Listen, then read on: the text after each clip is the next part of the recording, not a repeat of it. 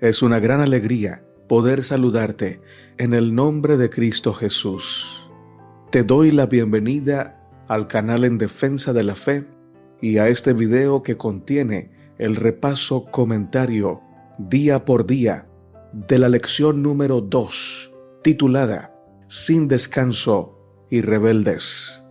Oremos para comenzar.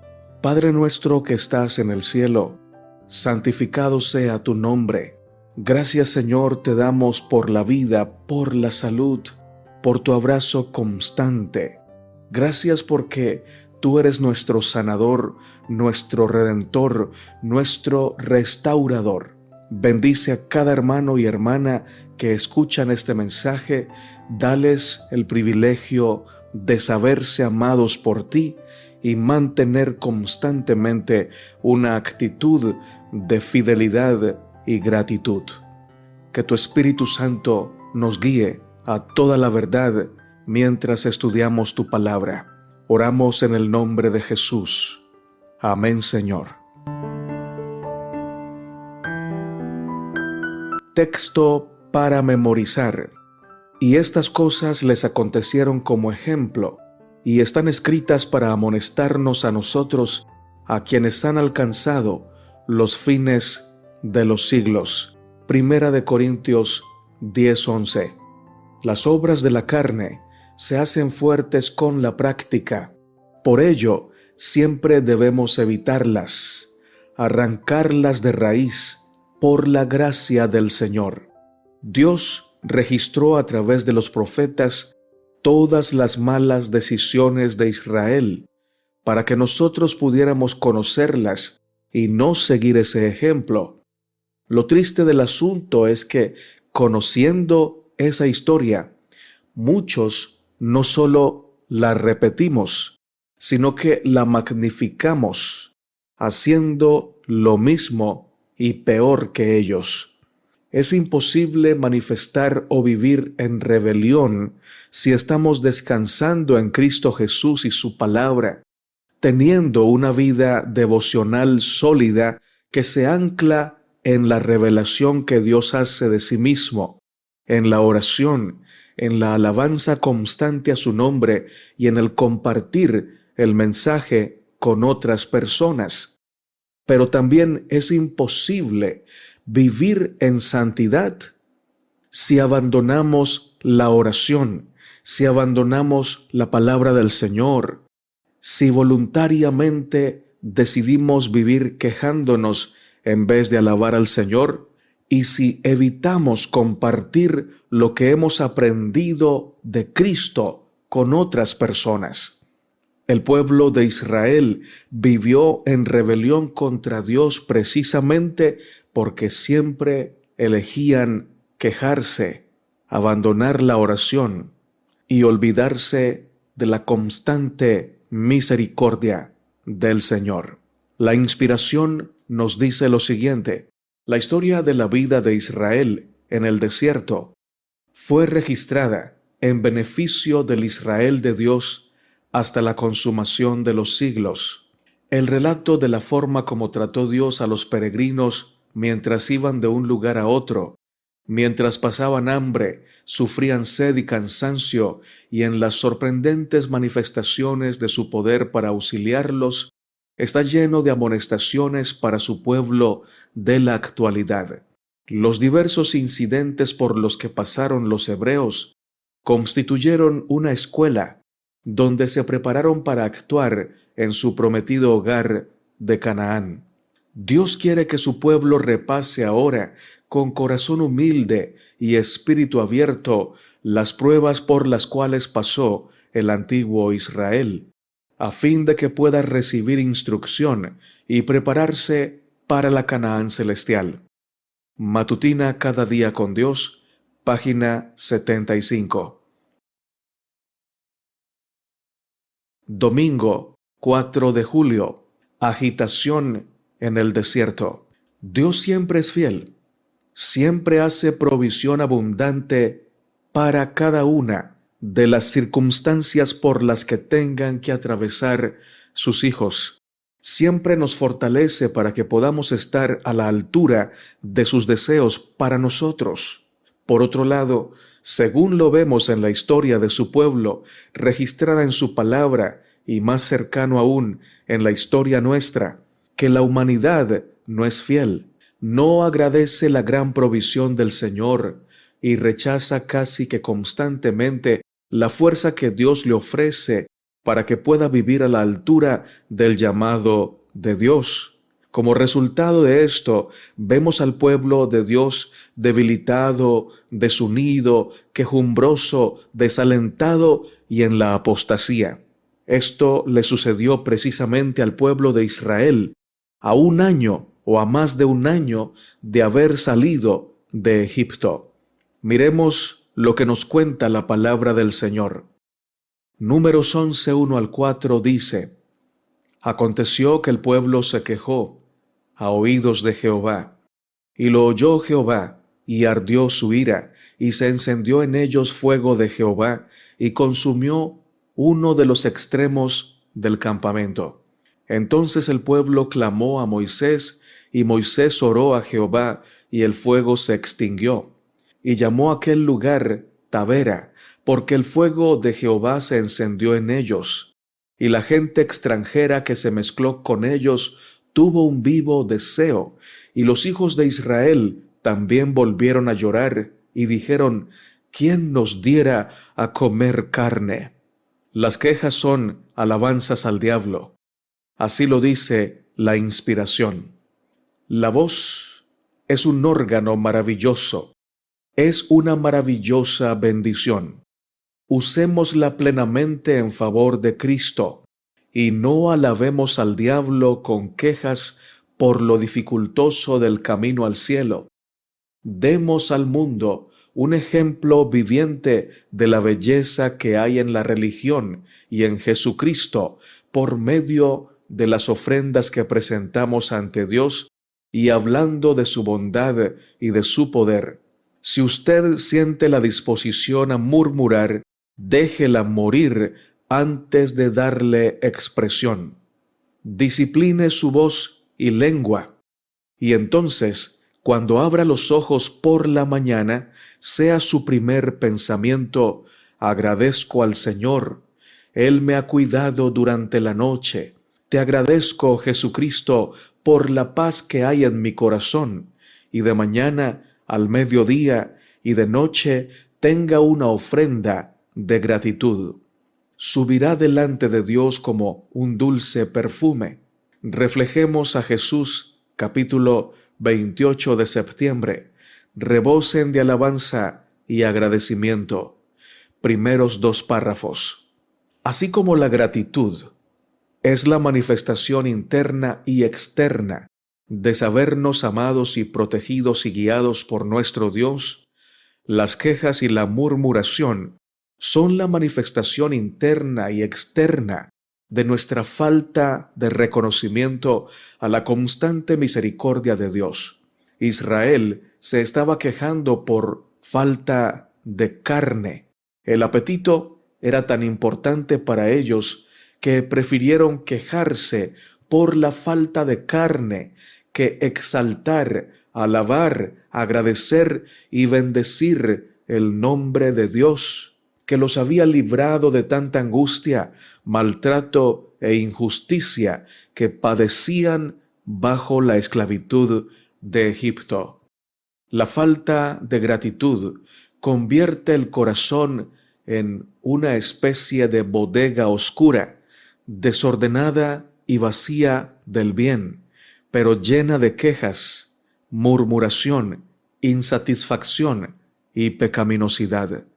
Traer a nuestra conciencia de manera voluntaria e intencionada las bondades del Señor se traduce en gratitud, reverencia y amor fiel. La gratitud convierte el corazón en un santuario lleno de la presencia de Dios y de los testimonios de su amor en nuestro favor.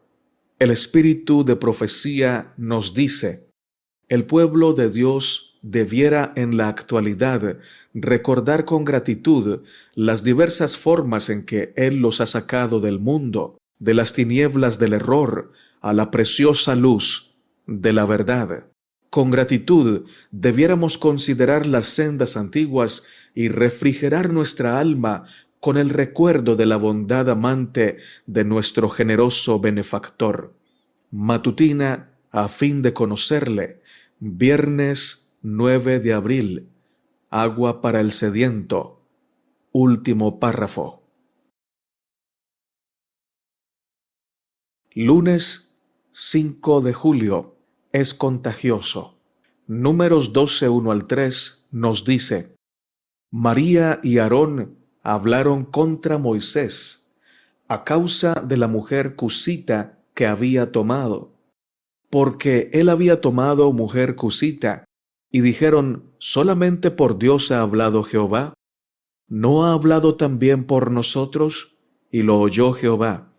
Y aquel varón Moisés era muy manso, más que todos los hombres que había sobre la tierra. La inspiración nos dice que Séfora, la esposa de Moisés, aunque no era israelita, adoraba al Dios verdadero. La palabra cusita significa literalmente una persona de piel quemada por el sol. La hermana de Huay escribió que Séfora era un tanto más oscura de piel que los hebreos. Pareciera que María y Aarón sentían que Moisés no debió haberse casado con una mujer que no fuera de su propia raza, aunque en realidad esto era un pretexto para expresar su incomodidad y sus celos hacia la esposa del líder de Israel, pero también hacia Moisés por el liderazgo prominente que Dios le había entregado. Patriarcas y Profetas nos dice lo siguiente: cuando Séfora se reunió con su marido en el desierto, vio que las cargas que llevaba estaban agotando sus fuerzas y comunicó sus temores a Jetro, quien sugirió que se tomasen medidas para aliviarle. Esta era la razón principal de la antipatía de María hacia Séfora.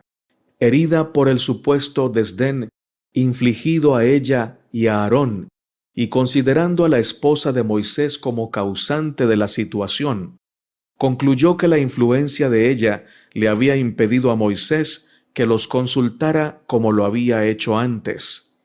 Si Aarón se hubiese mantenido firme de parte de lo recto, habría impedido el mal, pero en vez de mostrarle a María lo pecaminoso de su conducta, simpatizó con ella, prestó oídos a su queja, y así llegó a participar de sus celos.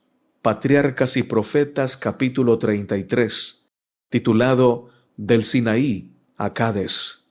La actitud de María y Aarón era cruel. Hablaban mal de Moisés, tanto a sus espaldas como delante de él. Querían hacerlo sufrir. Se sentían frustrados y menospreciados. Moisés pudo haber respondido con vehemencia y haberse defendido con justicia, pero era un hombre manso, un hombre humilde, y no quería de ninguna manera usar la influencia y el poder que Dios le había dado en su propio beneficio. Es impresionante cómo cuando nosotros, confiando en el Señor, decidimos no defendernos y dejamos que Dios nos defienda, Él siempre hace lo que es mejor. Números 12, 6 al 13 nos dice lo siguiente: cuando haya entre vosotros profeta de Jehová, le apareceré en visión, en sueños hablaré con él. No así mi siervo Moisés, que es fiel en toda mi casa, cara a cara hablaré con él, y claramente, y no por figuras, y verá la apariencia de Jehová. ¿Por qué, pues, no tuviste temor de hablar contra mi siervo Moisés? Entonces la ira de Jehová se encendió contra ellos y se fue, y la nube se apartó del tabernáculo, y he aquí que María estaba leprosa como la nieve, y miró a Aarón a María, y he aquí que estaba leprosa, y dijo Aarón a Moisés: Ah, Señor mío, no pongas ahora sobre nosotros este pecado, porque locamente hemos actuado y hemos pecado. No quede ella ahora como el que nace muerto, que al salir del vientre de su madre tiene ya medio consumida su carne. Entonces Moisés clamó a Jehová, diciendo: Te ruego, oh Dios, que la sanes ahora.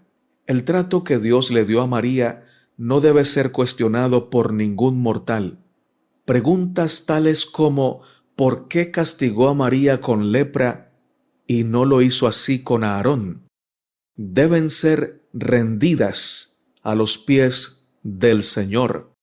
Debemos tener en cuenta que Dios conocía y conoce los corazones, los motivos, sabía y sabe desde un plano bien amplio cuál de ellos dos, María y Aarón, tenía más culpa en esta situación. La lepra era quizá la peor de las enfermedades en ese tiempo. Implicaba que María debía quedar para siempre excluida del campamento. Sin embargo, es obvio que Dios estaba obrando de una manera extrema porque el pecado había sido extremo y además su propósito era sanarla. Luego que ella, Aarón y todo Israel entendieran que el hablar mal de los líderes que el Señor ha constituido para su pueblo era un pecado no pequeño ante sus ojos.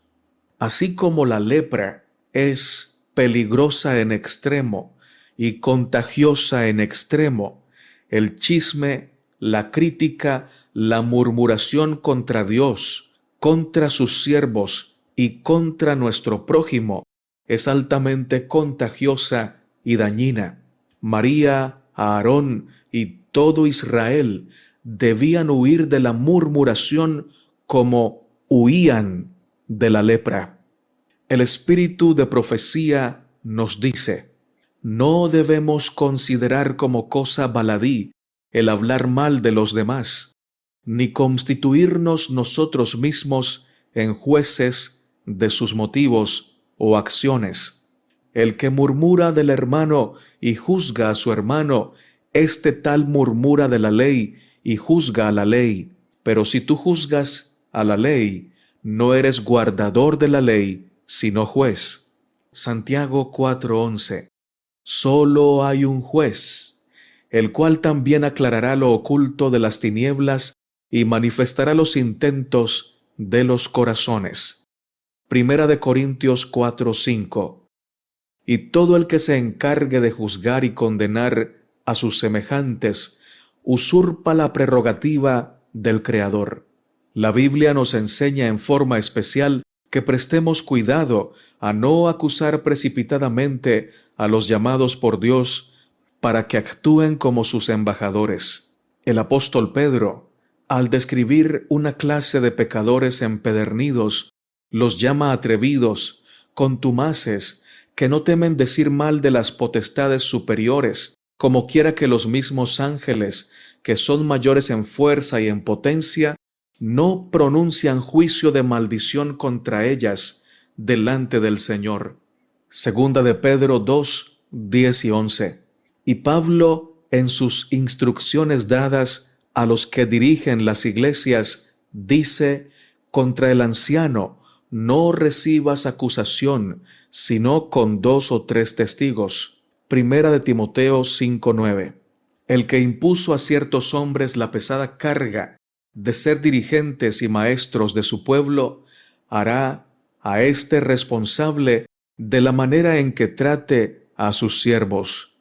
Hemos de honrar a quienes Dios honró. El castigo que cayó sobre María debe servir de reprensión para todos los que, cediendo a los celos, murmuren contra aquellos sobre quienes Dios puso la pesada carga de su obra. Patriarcas y Profetas, capítulo 33, titulado Del Sinaí a Cades. Últimos 2 párrafos. Martes 6 de julio. El descontento lleva a la rebelión.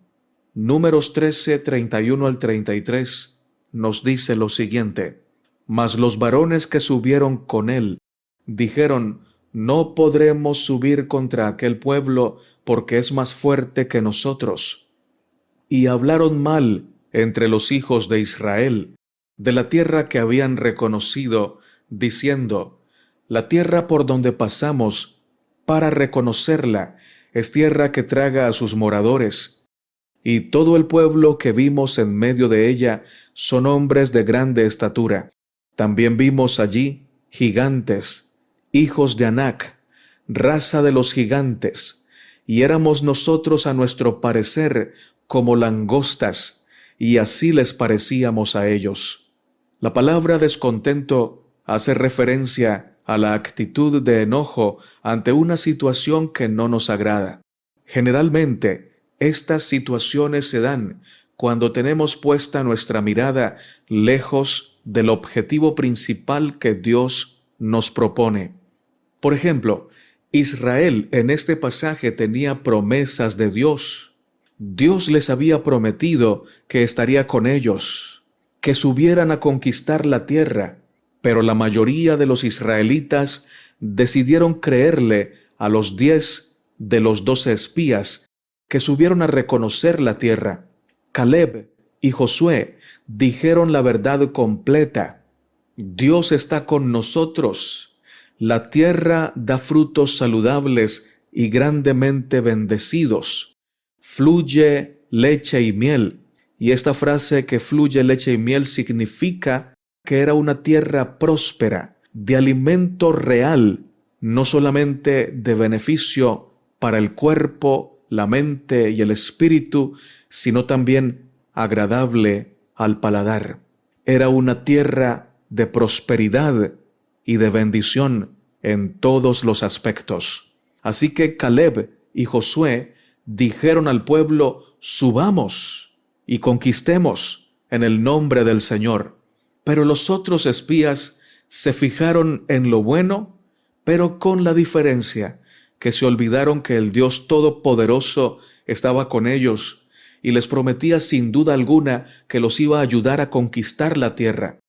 De manera que al quitar la vista de las promesas de Dios, la fijaron en los gigantes y en las circunstancias difíciles, en lo aparentemente imposible que resultaría para el pueblo de Israel ganar una batalla contra aquella gente tan grande, tan fuerte y tan rodeada de muros. Esto llenó los corazones de todo el pueblo de un pavor y un estrés impresionante, al punto que fueron neutralizados en su fe y se rebelaron contra Dios.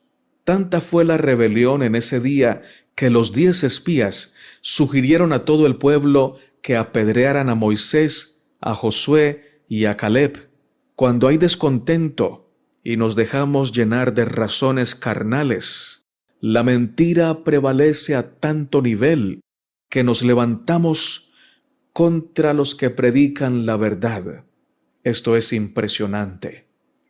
¿Cuántos hijos hay que se enojan con sus padres y los gritan y los abandonan, porque sus padres les dan buen ejemplo y buen consejo, y les comparten el llamado a seguir a Cristo, poniendo verdadera disciplina, normas y reglas en sus hogares?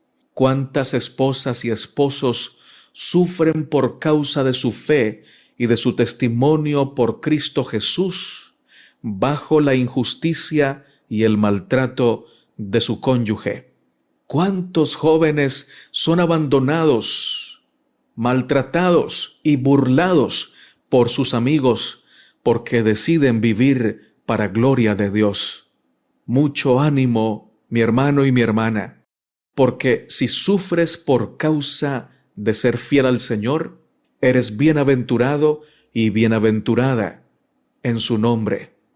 Por otro lado, mucho cuidado de vivir bajo el descontento, bajo la ingratitud y bajo la incredulidad, que decidas desobedecer al Señor y no solo desobedecerlo, sino desalentar, desanimar y maltratar a los que están procurando con amor caminar por la senda de la justicia. El espíritu de profecía nos dice lo siguiente: en su incredulidad, los israelitas limitaron el poder de Dios y desconfiaron de la mano que hasta ese entonces los había dirigido felizmente. Volvieron a cometer el error de murmurar contra Moisés y Aarón. Este es pues el fin de todas nuestras esperanzas, dijeron. Esta es la tierra para cuya posesión hicimos el largo viaje desde Egipto. Acusaron a sus jefes de engañar al pueblo y de atraer tribulación sobre Israel. El pueblo estaba desilusionado y desesperado. Se elevó un llanto de angustia que se entremezcló con el confuso murmullo de las voces. Caleb comprendió la situación y, lleno de audacia para defender la palabra de Dios, hizo cuanto pudo para contrarrestar la influencia maléfica de sus infieles compañeros. Calló el pueblo un momento para escuchar sus palabras de aliento y esperanza con respecto a la buena tierra. No contradijo lo que ya se había dicho. Las murallas eran altas y los cananeos eran fuertes, pero Dios había prometido la tierra a Israel. Subamos luego y poseámosla, insistió Caleb, que más podremos que ella. Pero los 10, interrumpiéndole, pintaron los obstáculos con colores aún más sombríos que antes. No podremos subir contra aquel pueblo, dijeron, porque es más fuerte que nosotros. Todo el pueblo que vimos de ella son hombres de gran estatura. También vimos allí gigantes, hijos de Anac, raza de los gigantes, y éramos nosotros a nuestro parecer como langostas, y así les parecíamos a ellos. Estos hombres, habiéndose iniciado en una conducta errónea, se opusieron tercamente a Caleb y a Josué, así como a Moisés y a Dios mismo. Cada paso que daban hacia adelante los volvía más obstinados. Estaban resueltos a desalentar todos los esfuerzos tendientes a obtener la posesión de Canaán. Tergiversaron la verdad para apoyar su funesta influencia. La tierra por donde pasamos, para reconocerla, es tierra que traga a sus moradores, manifestaron. No solo era este un mal informe, sino que era una mentira y una inconsecuencia. Los espías habían declarado la tierra fructífera y próspera, todo lo cual habría sido imposible si el clima hubiese sido tan malsano que se pudiera decir de la tierra que se tragaba a sus moradores. Pero cuando los hombres entregan su corazón a la incredulidad, se colocan bajo el dominio de Satanás y nadie puede decir hasta dónde los llevará. Patriarcas y Profetas, capítulo 34, los 12 espías, párrafos 5 al 7. Miércoles 7 de julio, un intercesor. Números 14, 11 al 12. Y Jehová dijo a Moisés: ¿Hasta cuándo me ha de irritar este pueblo? ¿Hasta cuándo no me creerán con todas las señales que he hecho en medio de ellos? Yo los heriré de mortandad y los destruiré, y a ti te pondré sobre gente más grande y más fuerte que ellos. Hay algo muy importante que debemos tener en cuenta al leer este pasaje. No hay nada bueno que salga de un hombre o de una mujer que sea realmente bueno, que venga de su interior de manera natural. Lo bueno que tenga un ser humano viene de Dios. El acto de interceder por el pueblo no se originó en la gran bondad de Moisés, sino que la gran bondad que Moisés manifestó al interceder por el pueblo venía como fruto de su relación con Dios. Y por esa gran bondad que Dios le otorgaba, Moisés se asemejaba con su Padre Celestial.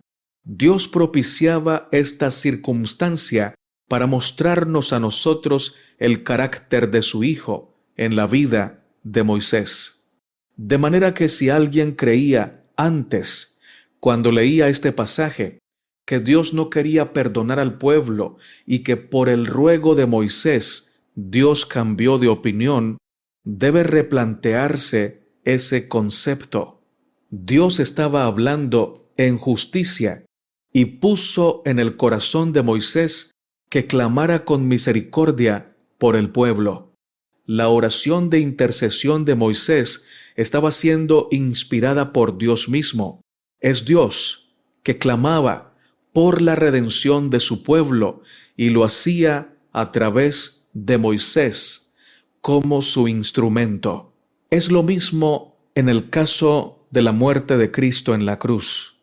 Algunas personas hoy piensan de manera equivocada que Dios el Padre estaba enojado con nosotros y que la sangre de Cristo fue la que compró la reconciliación con el Padre, y el Padre por la sangre de Cristo dejó de estar enojado con nosotros. No es así, sino que el Padre en la cruz de su Hijo se reconcilió con nosotros. Fue el Padre Celestial quien dio a su Hijo unigénito para reconciliarnos a nosotros con Él. La actitud de amor de Cristo nos revela también la actitud de amor del Padre hacia nosotros. Era una prueba para Moisés y además una forma de mostrarnos a todos nosotros el poder de la intercesión. No era Moisés realmente el que oraba, era el Señor Jesucristo en él. Y así como la oración de Jesús a través de Moisés fue eficaz para salvar a todo el pueblo de una destrucción merecida, la intercesión de Jesús actualmente en el santuario celestial a nuestro favor nos provee de una salida, de un camino de redención amplio y abundante, para que todo aquel que quiera aceptar el regalo tenga vida eterna y tenga vida abundante. El espíritu de profecía nos dice: en la súplica de Moisés se dirige nuestra atención a los registros celestiales, en los cuales están inscritos los nombres de todos los seres humanos y sus acciones, sean buenas o malas, se anotan minuciosamente. El libro de la vida contiene los nombres de todos los que entraron alguna vez en el servicio de Dios. Si alguno de estos se aparta de él y mediante una obstinada insistencia en el pecado, se endurece finalmente contra las influencias del Espíritu Santo, su nombre será raído del libro de la vida del juicio y será condenado a la destrucción. Moisés comprendía cuán terrible sería la suerte del pecador. Sin embargo, si el pueblo de Israel iba a ser rechazado por el Señor, él deseaba que su nombre también fuese raído con el de ellos. No podía soportar que los juicios de Dios cayeran sobre aquellos a quienes tan bondadosamente había librado. La intercesión de Moisés en favor de Israel ilustra la mediación de Cristo en favor de los pecadores. Pero el Señor no permitió que Moisés sobrellevara, como lo hizo Cristo, la culpa del transgresor. Al que pecare contra mí, a éste raeré yo de mi libro. Patriarcas y Profetas, capítulo 28.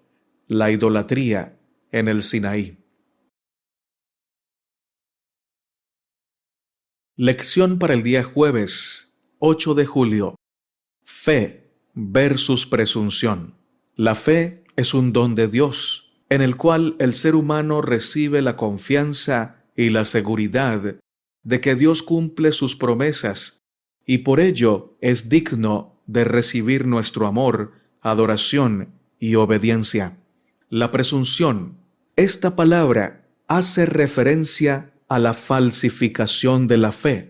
es creer en Dios, creer que Dios nos aprueba, nos bendice y nos salva, a pesar de que vivamos en abierta rebelión y desobediencia. Con esto en mente, leamos la palabra del Señor.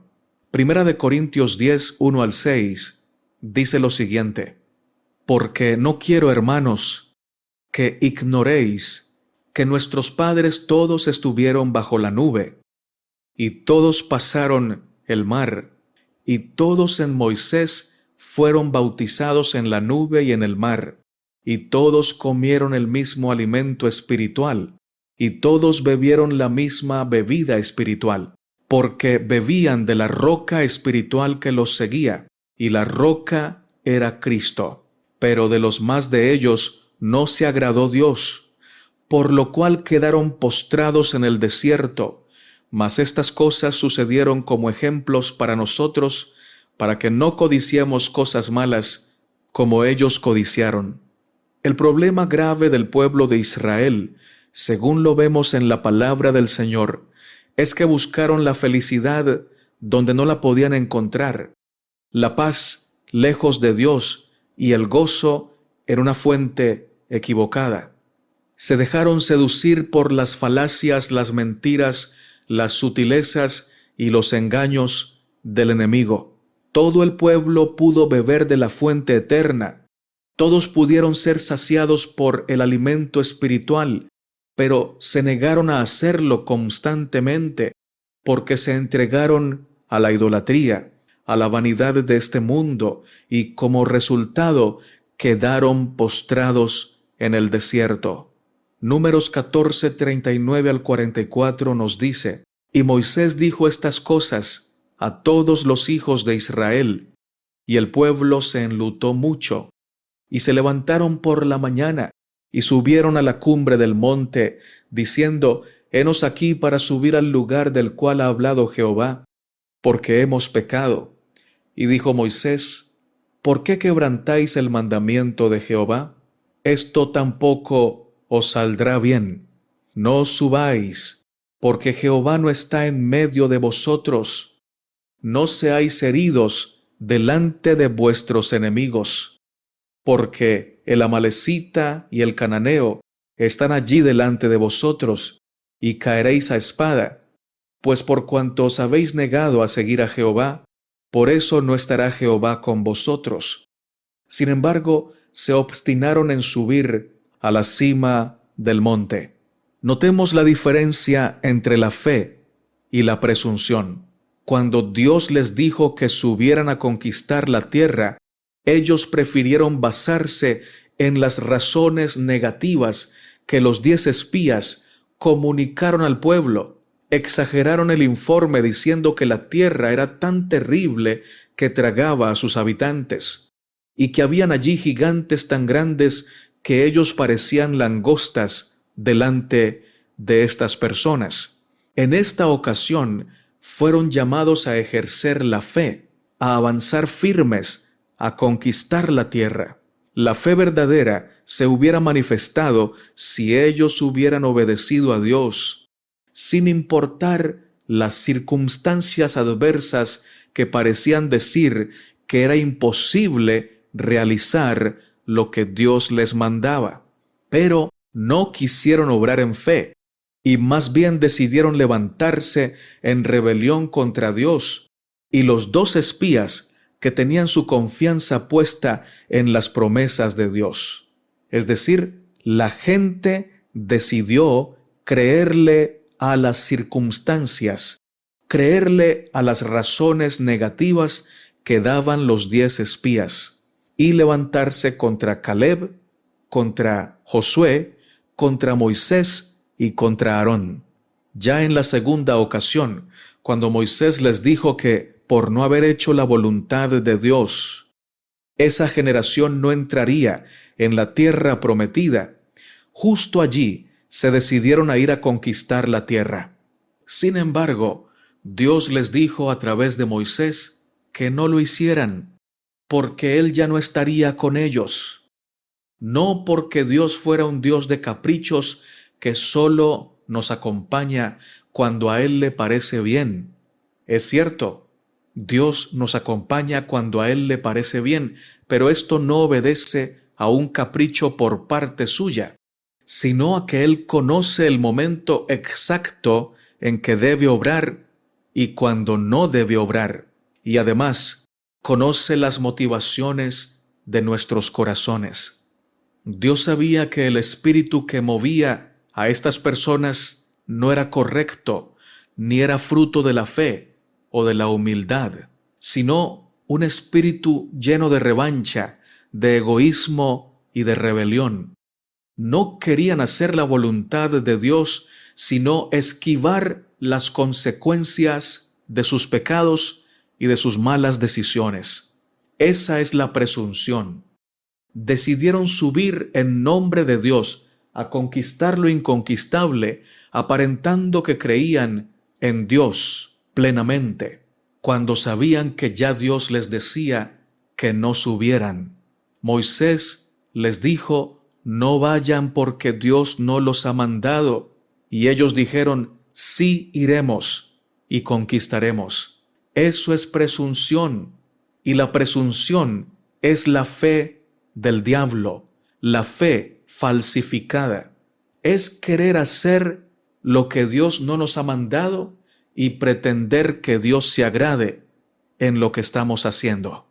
El espíritu de profecía nos dice lo siguiente: el espíritu que prevalece en nuestro tiempo es de incredulidad y apostasía.